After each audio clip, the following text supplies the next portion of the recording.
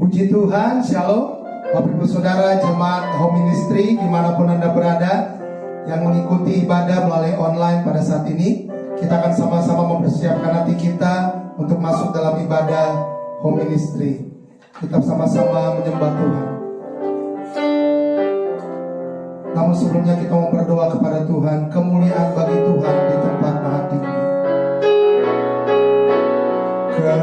Kemuliaan bagi Tuhan di tempat maha tinggi.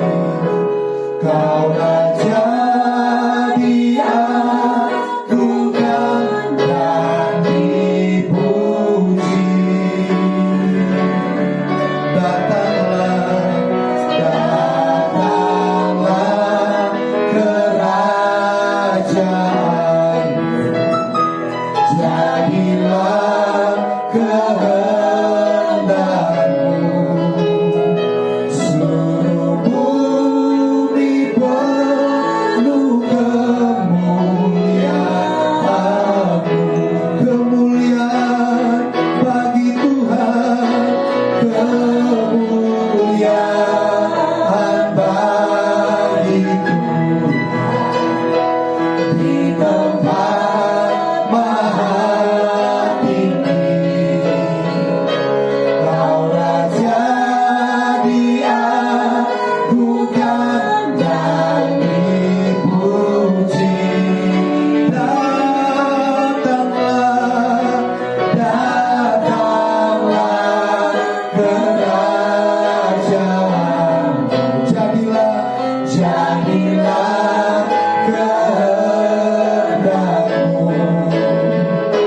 Seluruh bumi penuh kemuliaan-Mu. Seluruh bumi penuh kemuliaan-Mu. Seluruh bumi penuh kemuliaan-Mu. Mari kita sama-sama berdoa. Kami mengucap syukur Bapa. Terima kasih Tuhan Yesus untuk penyertaan-Mu, untuk kasih setia-Mu, untuk kebaikan-Mu yang kami rasakan selama 1 minggu ini.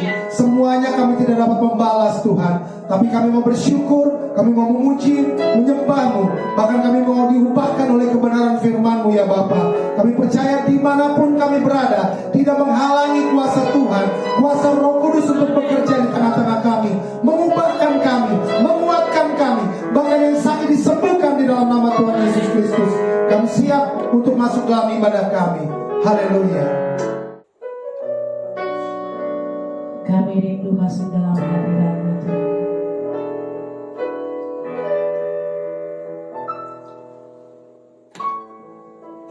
Kerinduanku berada dekat-Mu Tuhan. Kerinduanku selalu senangkan hatimu.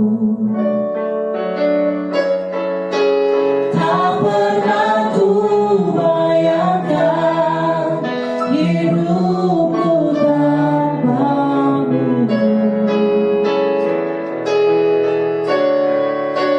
Yang menjadi hasratku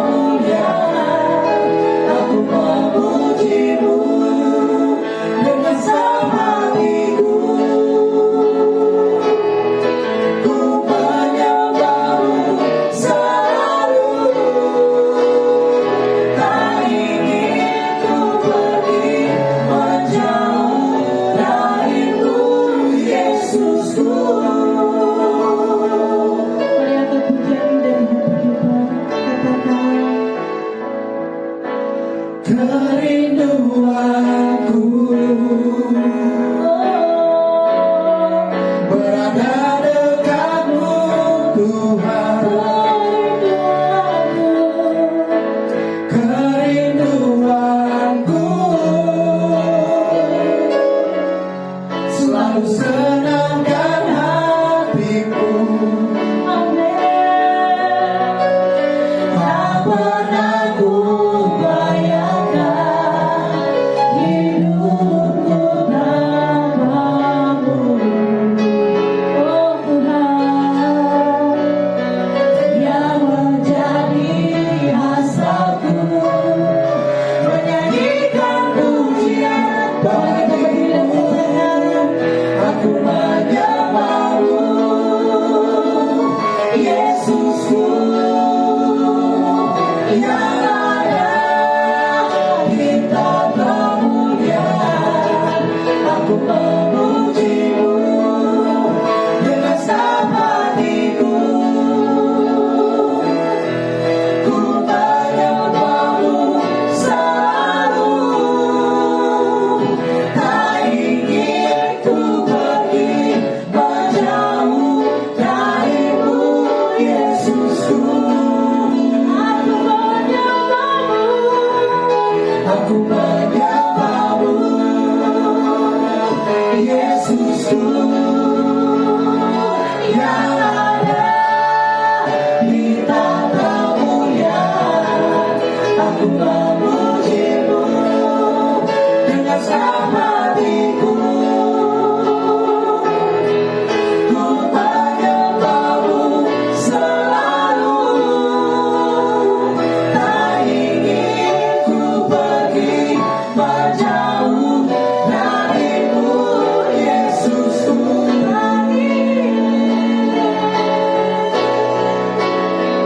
Tak ingin ku pergi menjauh darimu, Yesusku.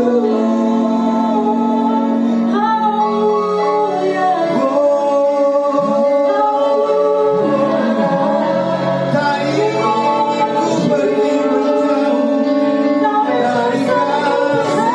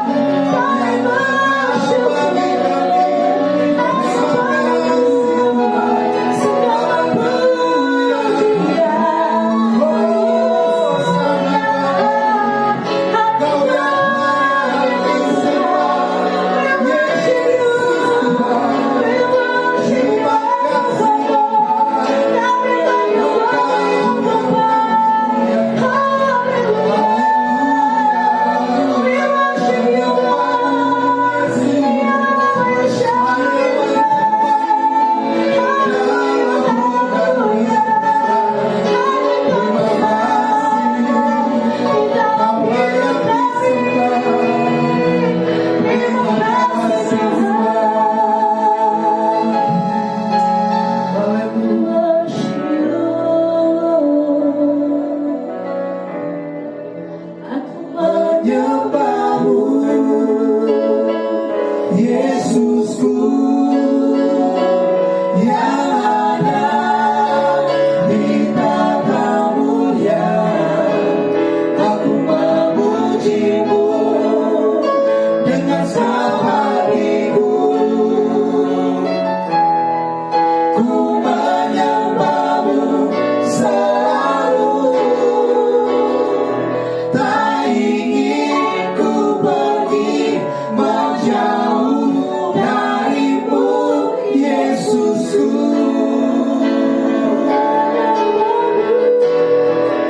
Aku menyembahmu, Yesusku, yang ada di tata mulia. Aku memujimu dengan hatiku. Ku menyembahmu selalu. Tak ingin ku pergi menjauh darimu, Yesusku. Aku menyembahmu, aku menyembahmu.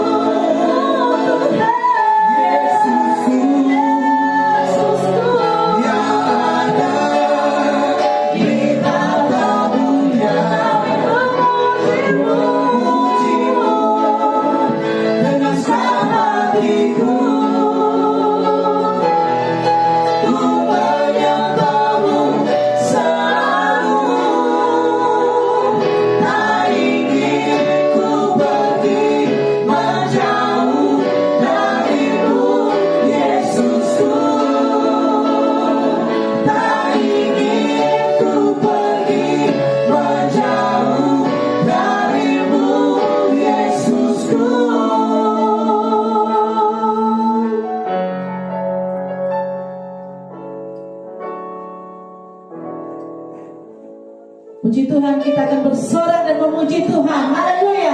Mari kita tetap tinggal berdiri. Kita akan mengatakan nyanyi glory bagi Sang Raja. Haleluya.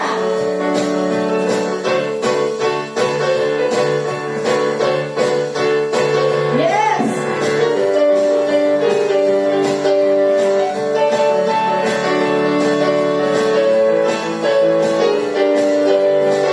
Dan sama-sama katakan nyanyi glory, glory, glory bagi Sang Raja. Oh nyanyi glory, glory, glory bagi Sang Raja. Nyanyi glory, glory, glory bagi Sang Raja.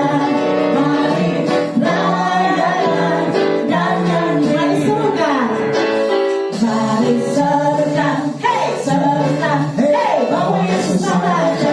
Oh mari serukan, hey serukan, hey bahwa Yesus Sang Raja. Mari serukan, hey serukan, hey bahwa Yesus Sang Raja. Mari rayakan dan nyanyi. Kita akan merasa bahagia. Kita akan merasa bahagia bila kita menyembah Dia. Kita akan merasa sukacita bila kita semua nyanyi glory, glory, glory bagi Sang Raja. Oh nyanyi glory, glory, glory bagi Sang Raja. Nyanyi glory, glory, glory bagi Sang Raja. Mari rayakan dan nyanyi glory. Nyanyi glory, glory, glory bagi Sang Raja. Oh nyanyi glory, glory, glory bagi Sang Raja. Nyanyi glory, glory, glory bagi Sang Raja. Mari rayakan dan nyanyi merasa bahagia. Kita akan merasa bahagia bila kita menyembah Dia. Kita akan merasa sukacita bila kita semua nyanyi glory, glory, glory bagi Sang Raja. Oh nyanyi glory, glory, glory bagi Sang Raja. Nyanyi glory, glory, glory bagi Sang Raja. Mari rayakan dan nyanyi. Mari rayakan, mari rayakan. Sekali lagi mari rayakan. Mari rayakan dan nyanyi. Mari kita semua Tuhan untuk memuji Tuhan. Mari kita sambut Sang Raja. Mari kita puji namanya. Dia yang maha kuasa, Dia yang maha mulia. Yesus, Yesus, Yesus. Mari kita sambut Sang Raja. Mari kita sambut Sang Raja. Haleluya. Mari kita puji namanya. Dia yang maha kuasa, Dia yang maha mulia. Yesus, Yesus, Yesus namanya. Mari kita katakan puji Hosana, puji Hosana, puji Hosana, mulia namanya. Puji Hosana, puji Hosana, puji Hosana, mulia namanya. Mari kita sambut Sang Raja. Mari kita sambut Sang Raja.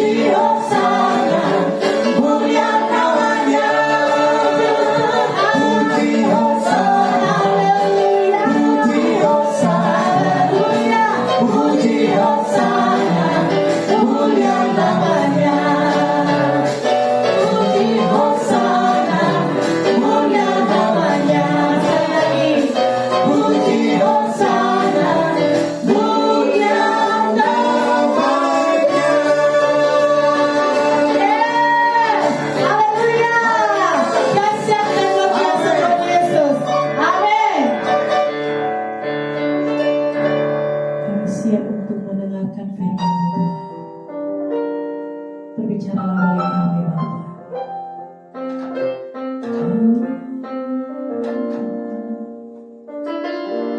Kaulah satu-satunya yang kami andalkan dalam hidup kami.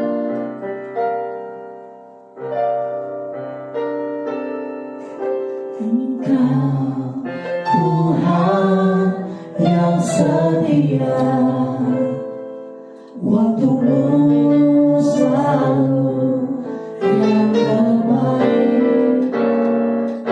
Engkau Tuhan sandaranku, dan ku hanya akan berharap padamu. Tuhan yang setia, Engkau Tuhan yang setia, waktumu selalu yang terbaik. Engkau Tuhan sandaranku, dan ku hanya akan berharap padamu. Satu-satunya yang ku andalkan, satu-satunya yang ku percaya. Engkau sumber kekuatan, sumber pengharapan, sumber kedamaian. Satu-satunya yang ku andalkan, satu-satunya yang ku percaya. Engkau Tuhan memberkati, Tuhan penyembuhku, Tuhan pulihku.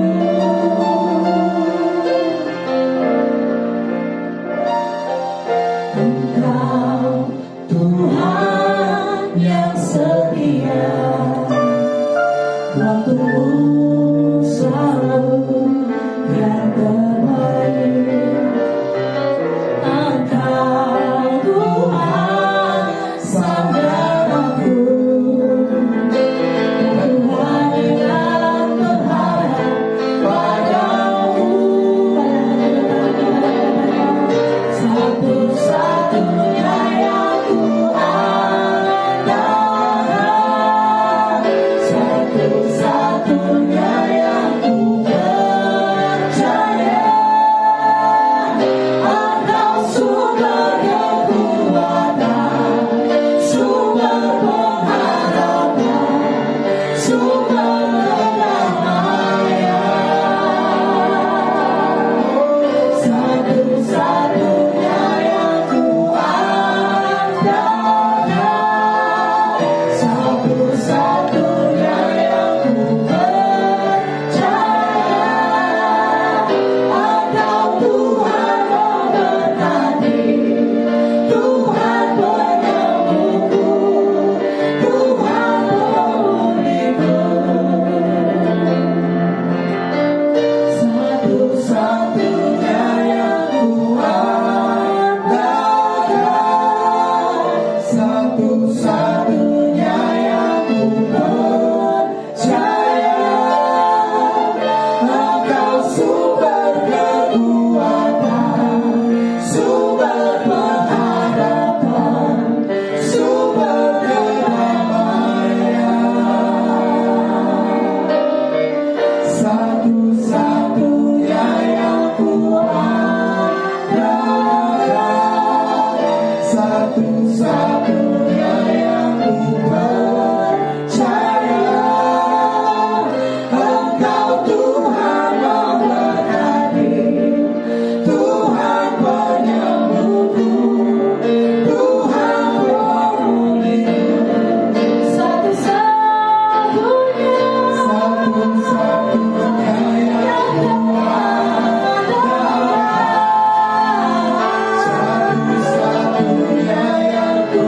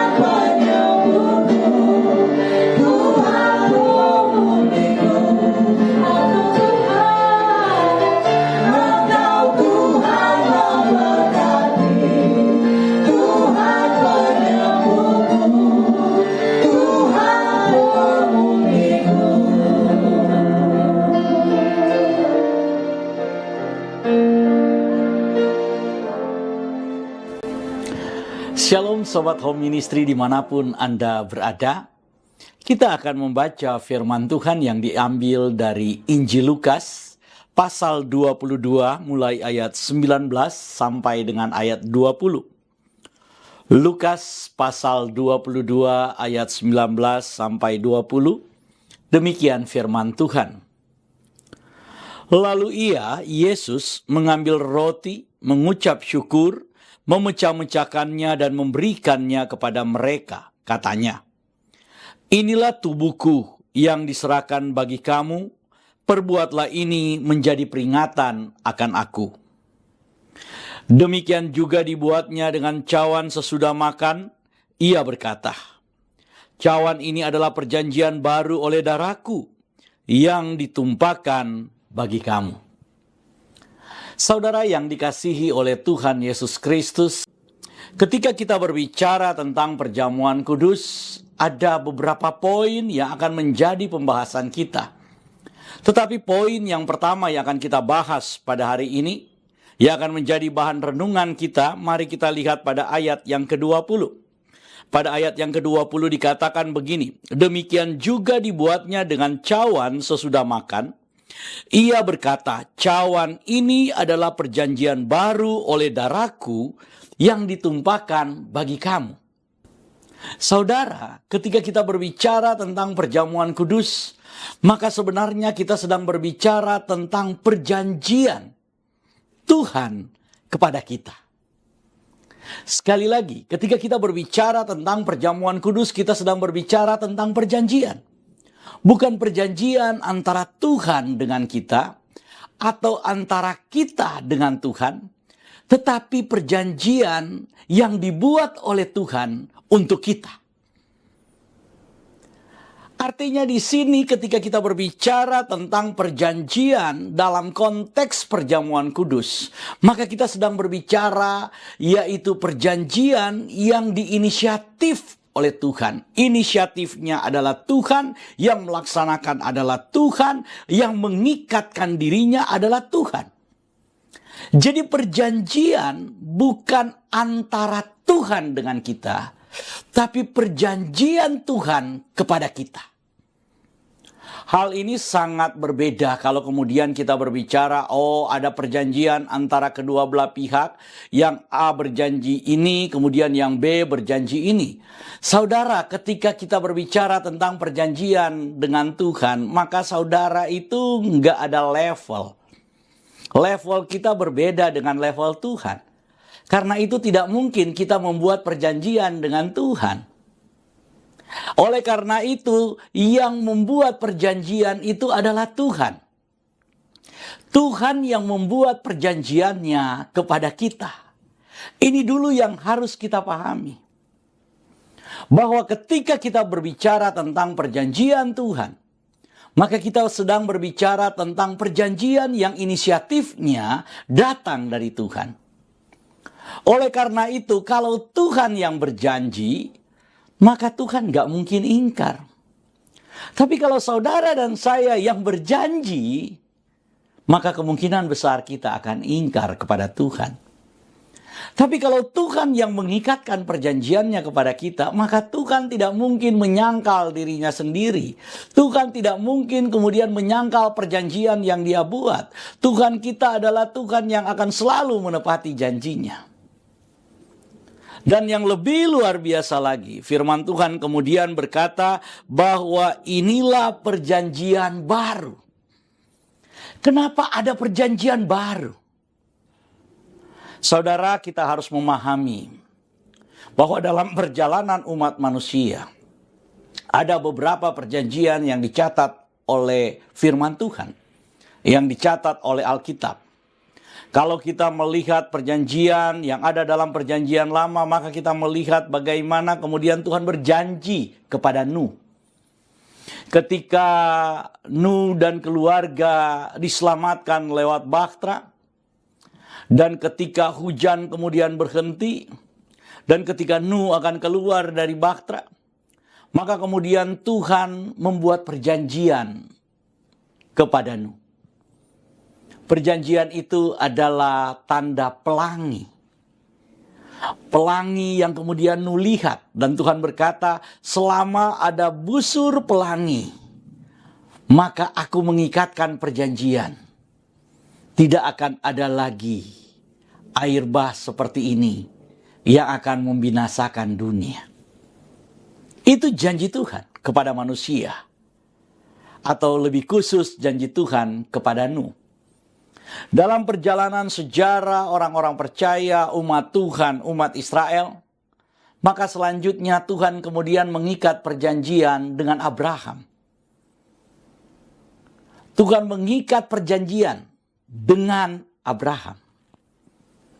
Tuhan kemudian berkata kepada Abraham, bukan kepada Abraham ya, tapi dengan Abraham.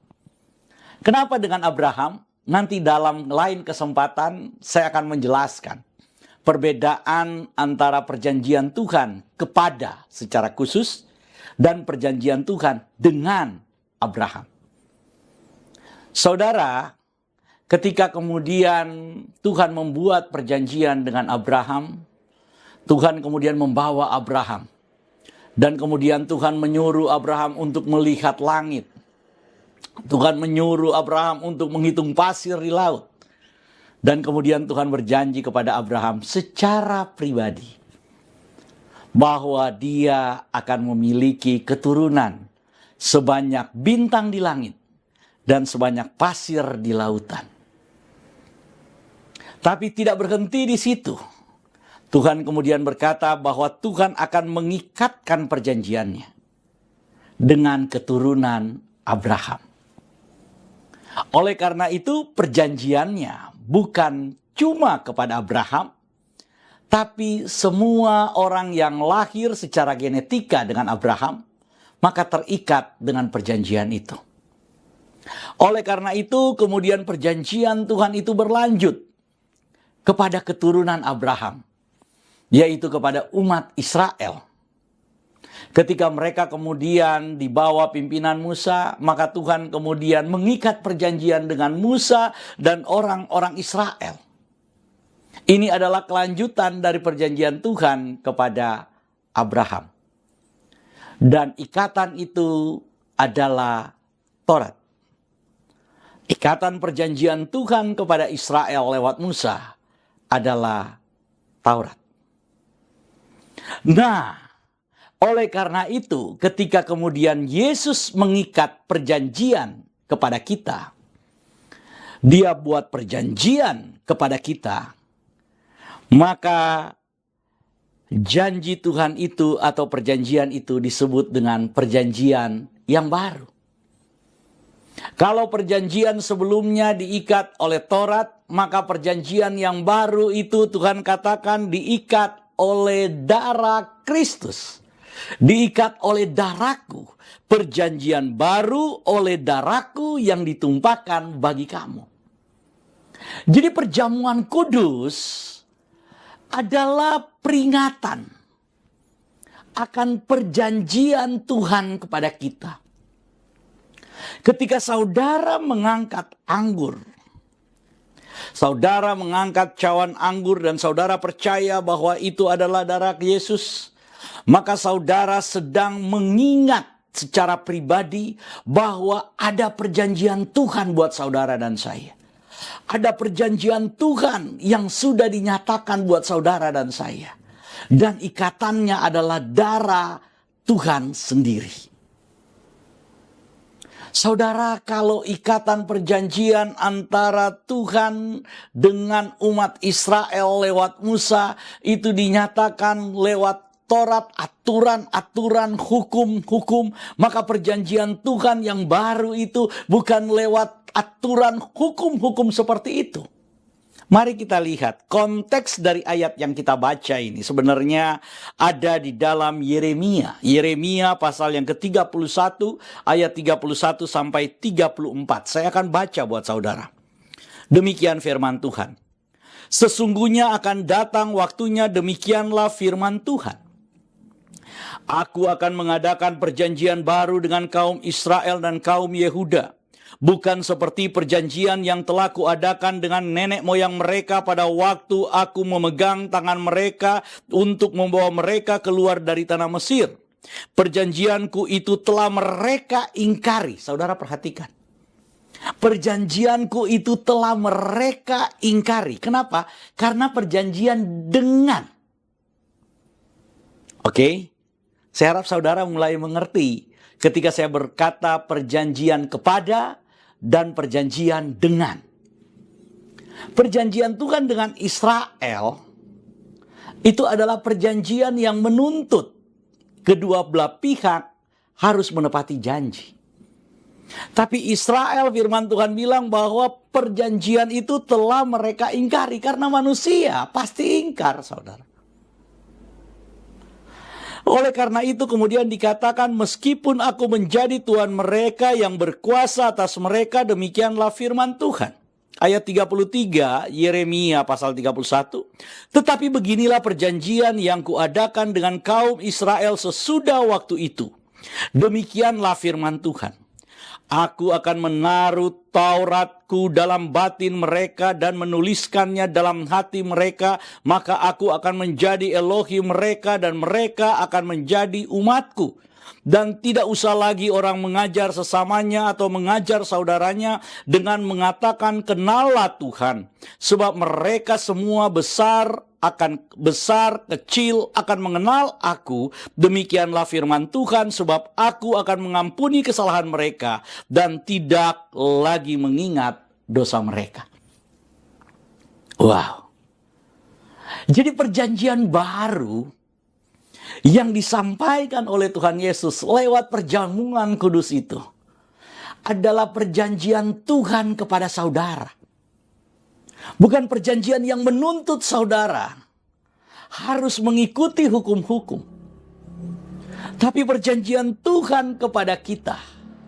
Firman Tuhan berkata bahwa nanti Taurat itu akan ada dalam batin mereka. Hukum-hukum Tuhan itu bukan lagi tertulis di loh-loh batu, bukan lagi tertulis dalam kitab-kitab, tapi hukum-hukum Tuhan itu akan ditulis di dalam loh hati kita. Dan bukan lagi ada guru yang mengajar, tetapi Roh Kudus sendiri, Roh Tuhan itu sendiri yang akan memimpin, menuntun dan mengajar saudara. Bukankah saat ini ketika saudara percaya kepada Yesus dan mengambil keputusan untuk menjadi murid Kristus, saudara kemudian mengambil keputusan itu? Ketika saudara mengambil keputusan itu, apakah ada guru yang mengajar? Banyak mungkin di antara saudara-saudara yang kemudian saat ini percaya kepada Tuhan Yesus, justru mengenal Tuhan secara pribadi, Tuhan yang menyatakan dirinya, Tuhan yang kemudian mengajar saudara lewat cara Tuhan yang luar biasa. Dan saudara bisa mengenal Dia. Bukankah apa yang terjadi dalam kehidupan saudara saat ini ketika percaya Yesus itu adalah penggenapan nubuatan firman Tuhan ini? Bukankah saudara sendiri itu adalah bukti bahwa firman Tuhan itu ya dan amin? Bukankah saudara sendiri yang saat ini mengikuti ibadah hari ini adalah bukti bahwa perjanjian Tuhan itu telah diikat secara langsung oleh Tuhan kepada saudara dan saya? Bukankah saudara adalah surat Kristus yang terbuka itu? Bukankah saudara adalah loh hati itu, loh hukum Tuhan itu, loh firman Tuhan itu, di mana firman Tuhan itu, hukum-hukum Tuhan itu, perintah-perintah Tuhan itu bukan lagi ditulis di dalam loh batu sama seperti bangsa Israel pada saat itu, tapi firman Tuhan itu kemudian ditulis di dalam hati saudara. Tuhan nyatakan sendiri dalam hati saudara, dan yang menulis firman Tuhan itu adalah Tuhan sendiri lewat Roh Kudus. Oleh karena itu saudara, ketika kita berbicara tentang perjamuan kudus, saya ingin mengajak saudara untuk memahami bahwa perjanjian kudus itu adalah perjamuan kudus itu adalah perjanjian yang baru yang dibuat oleh Tuhan, yang dibuat oleh Tuhan sendiri, yang diikat oleh Tuhan sendiri. Tuhan ikatkan dirinya di dalam perjanjiannya sendiri, dengan darahnya sendiri. Meterainya itu adalah darah yang dia tumpahkan. Oleh karena itu, ketika saudara terikat dalam perjanjian itu, Tuhan mau saudara mengingat terus perjanjian itu. Dan perjamuan kudus adalah cara yang Tuhan ajarkan kepada kita untuk selalu mengingat perjanjian Tuhan itu. Oleh karena itu, ketika kita bicara tentang perjamuan kudus, maka kita sedang berbicara hari ini tentang perjanjian baru. Kita sudah berbicara tentang perjanjian baru, itu adalah perjanjian yang Tuhan kemudian genapi. Di mana ada nubuatan bahwa akan ada waktunya. Tuhan membuat perjanjian yang baru. Dalam kitab Yeremia. Dan saudara yang saat ini percaya kepada Kristus adalah bukti bahwa perjanjian itu terjadi. Yang kedua, saudara. Maksud dari perjanjian baru itu apa? Maksud dari perjanjian baru itu adalah tanda keimamatan. Saudara, ketika saudara kemudian mengangkat roti, mengangkat anggur, dan kemudian mengambil bagian dalam perjamuan kudus, maka saudara terikat di dalam keimamatan Kristus. Atau ketika kita bicara tentang keimamatan itu, maka kemudian penulis kitab Ibrani menyebut bahwa kita terikat di dalam keimamatan Melkisedek. Mari kita baca, saudara, di dalam Ibrani, kitab Ibrani pasal yang ke-7 ayatnya yang ke-22. Ibrani pasalnya yang ke-7 ayat yang ke-22. Sebenarnya Ibrani pasal yang ke-7 ini mulai ayat yang pertama. Tapi saya hanya ingin fokus karena waktu kita sangat terbatas. Jadi kita baca Ibrani pasal yang ke-7 ayat yang ke-22. Demikian firman Tuhan. Dengan demikian, Yesus adalah jaminan dari sebuah perjanjian yang lebih baik. Saudara, dalam pasal yang ke-7 kitab Ibrani ini, penulis kitab Ibrani sedang berbicara tentang keimamatan Harun versus keimamatan Melkisedek. Keimamatan Lewi versus keimamatan Melkisedek. Di awal ayat-ayat pasal yang ke-7 ini, ayat pertama, ayat kedua, maka kita kemudian mendapatkan penjelasan. Di mana kemudian penulis kitab Ibrani mengatakan, firman Tuhan mengatakan bahwa betapa besarnya Melkisedek.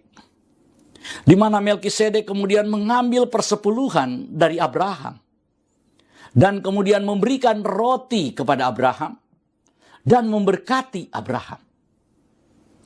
Jadi saudara, konteks perjamuan, kita sedang berbicara tentang keimamatan. Di mana saudara dan saya dijamu oleh Tuhan dalam keimamatan Tuhan. Kalau kita sedang berbicara tentang keimamatan, kita sedang berbicara tentang perantara.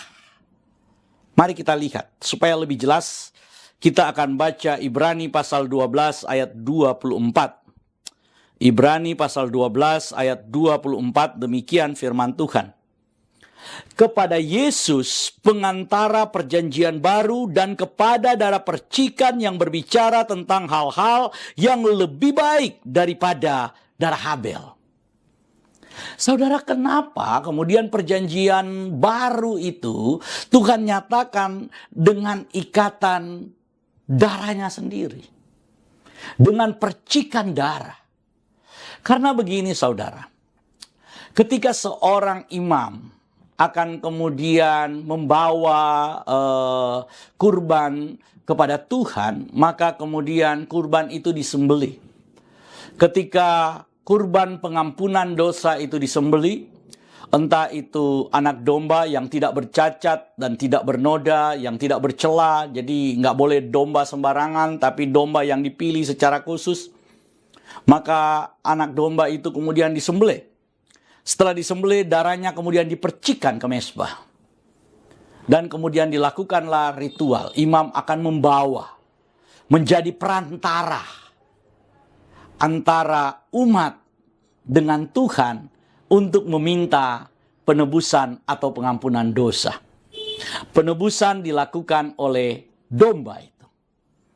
Nah, ketika kita berbicara tentang keimamatan Melkisedek, ia kemudian oleh kitab Ibrani pasal yang ke-7 ayat yang ke-22 tadi dinyatakan sebagai keimamatan Yesus Kristus itu, keimamatan Mesias itu. Maka dikatakan selanjutnya bahwa Yesus membawa dirinya sendiri. Dia adalah imam, tapi dia adalah kurban itu sendiri. Dia persembahkan darahnya. Dia persembahkan untuk pengampunan dosa. Dia menjadi perantara, dan firman Tuhan berkata bahwa dia adalah pengantara perjanjian baru. Pada ayat yang pasal yang ke-7 ayat 22 dikatakan, bukankah Yesus itu lebih kuat perjanjiannya? Wow. Ini luar biasa, saudara. Ketika Tuhan mengikatkan janji, maka firman Tuhan berkata bahwa ada perjanjian yang baru yang sudah terjadi dengan ditumpahkannya darah anak domba itu. Maka perjanjian itu terjadi. Meterai percikannya adalah percikan darah anak domba, di mana percikan darah anak domba itu berbicara lebih kuat, lebih baik daripada darah Habel. Saudara tahu cerita tentang Habel? Ketika Habel itu kemudian dia darahnya tertumpah karena apa yang dilakukan oleh kakaknya. Maka kemudian Habel darahnya itu berseru minta keadilan kepada Tuhan. Firman Tuhan berkata, bukankah darah anak domba, darah Kristus yang berseru itu lebih kuat dari darah Habel? Bukankah darah anak domba yang tertumpah di atas kayu salib itu lebih kuat dari darah Habel? Oleh karena itu, saudara, mari kita lihat.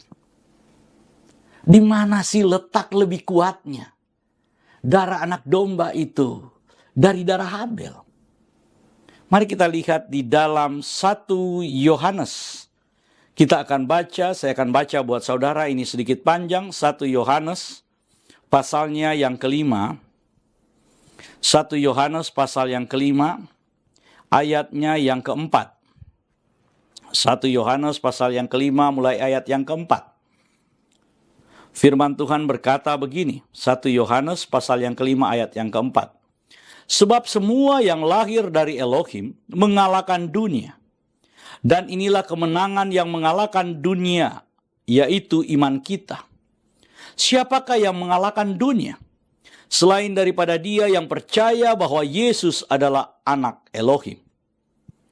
Inilah dia yang telah datang dengan air dan darah, yaitu Yesus Kristus. Bukan saja dengan air, tetapi dengan air dan darah. Dan rohlah, perhatikan kata roh di sini huruf besar, dan rohlah yang memberi kesaksian, karena roh adalah kebenaran.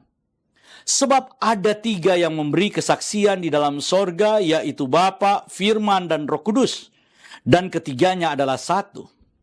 Dan ada 3 yang memberi kesaksian di bumi, roh, dan air, dan darah.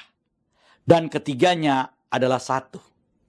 Kita menerima kesaksian manusia, tetapi kesaksian Elohim lebih kuat, sebab demikianlah kesaksian yang diberikan Elohim tentang anaknya.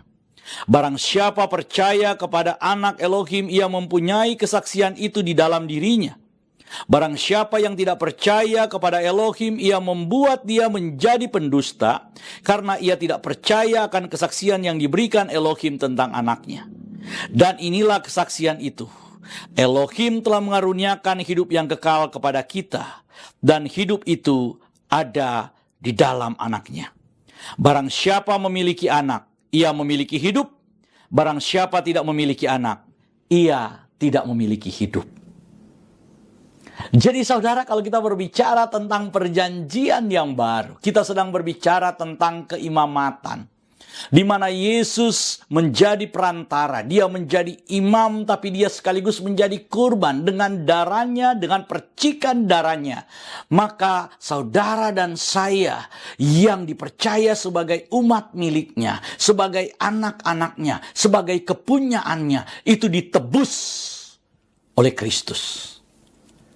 Dan darah, firman Tuhan berkata, darah anak domba yang tertumpah di atas kayu salib itu bersaksi dari bumi.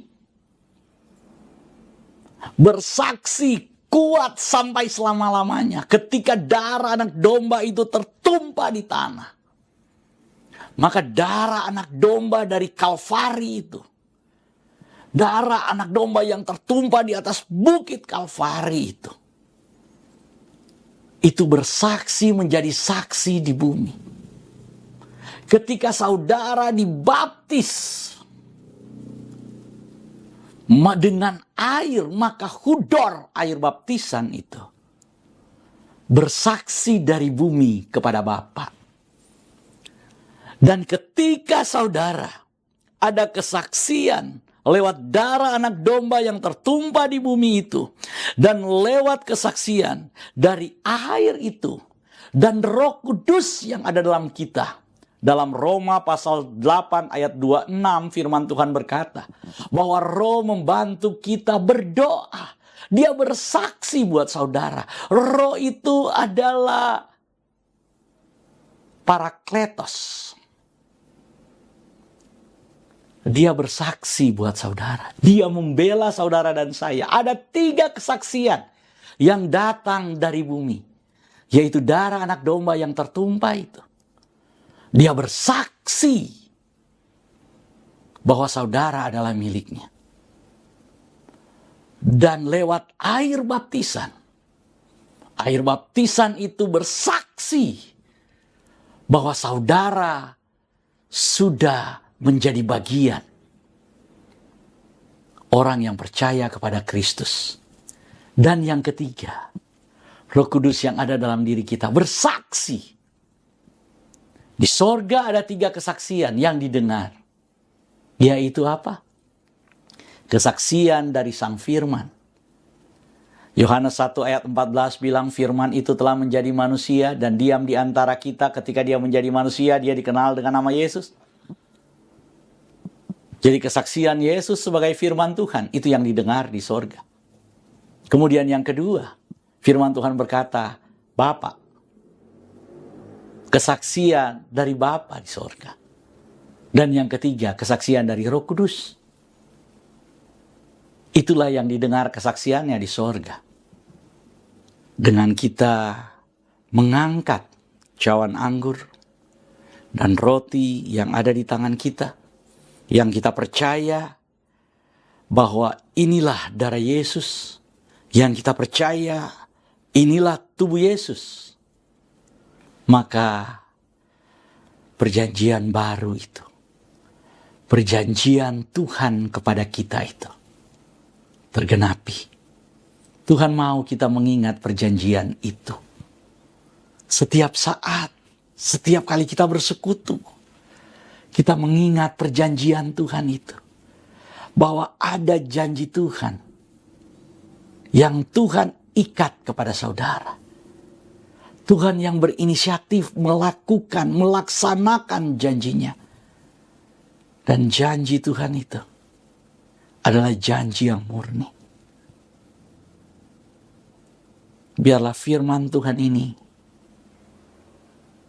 menjadi berkat buat kita, menjadi kekuatan buat kita. Amin. Sobat Home Ministry, kita akan masuk di dalam perjamuan kudus. Dan mari kita dengarkan ketetapan perjamuan kudus. Yesus berfirman, "Akulah roti hidup yang telah turun dari sorga. Jikalau seorang makan dari roti ini, ia akan hidup selama-lamanya.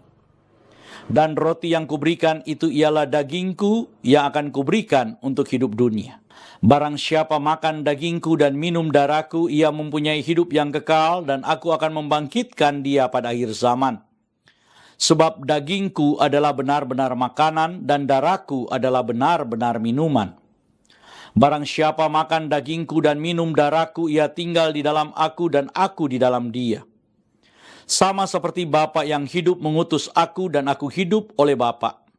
Demikian juga barang siapa yang memakan aku akan hidup oleh aku.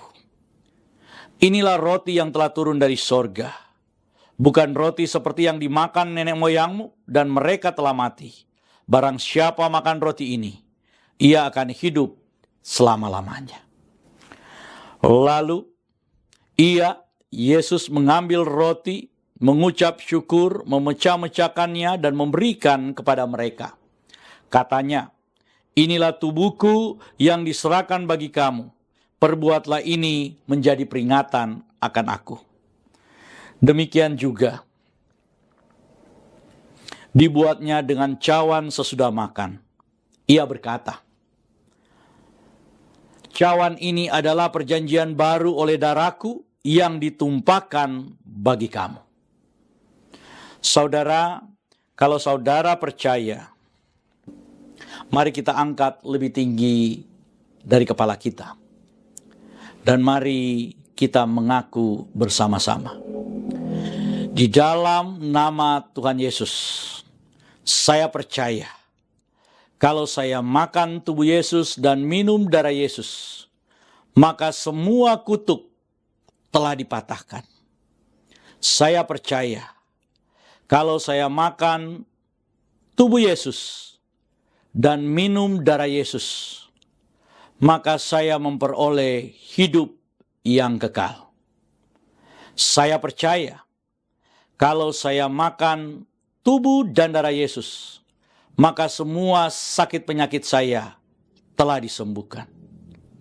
Saya percaya kalau saya makan tubuh dan minum darah Yesus, maka saya mendapat bagian dalam tubuh kebangkitan Yesus Kristus dan akan diangkat untuk bertemu dengan Tuhan Yesus di awan-awan yang permai. Oleh karena itu, demi nama Tuhan Yesus, saya terima tubuh dan darah Tuhan Yesus. Mari kita angkat terlebih dahulu tubuh Yesus dan kita katakan bersama-sama, inilah tubuh Tuhan Yesus. Mari kita makan bersama-sama dalam nama Tuhan Yesus. Mari kita angkat cawan yang berisi darah Tuhan Yesus dan kita katakan, inilah darah Tuhan Yesus. Mari kita minum bersama-sama dalam nama Tuhan Yesus. Kita telah menyatu dengan tubuh dan darah Tuhan Yesus. Mari kita mengucap syukur bersama-sama. Karya terbesar dalam hidupku, pengorbananmu yang selamatkanku, engkaulah harga yang tak ternilai, yang ku miliki dan ku hargai. Yesus, engkau ku kagumi. Karya terbesar dalam hidupku, pengorbananmu yang selamatkanku, engkaulah harta yang tak ternilai, yang ku miliki dan ku hargai. Yesus, engkau ku kagumi.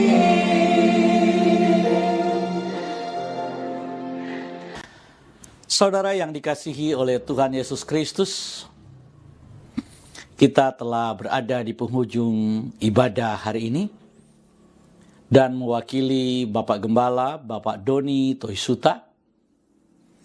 Kami mengucapkan terima kasih buat semua jemaat baik yang ada di Jakarta, yang ada di Manado, yang ada di Jawa Barat, di Purwakarta, di Bandung, dan Soreang, dan di beberapa tempat lainnya.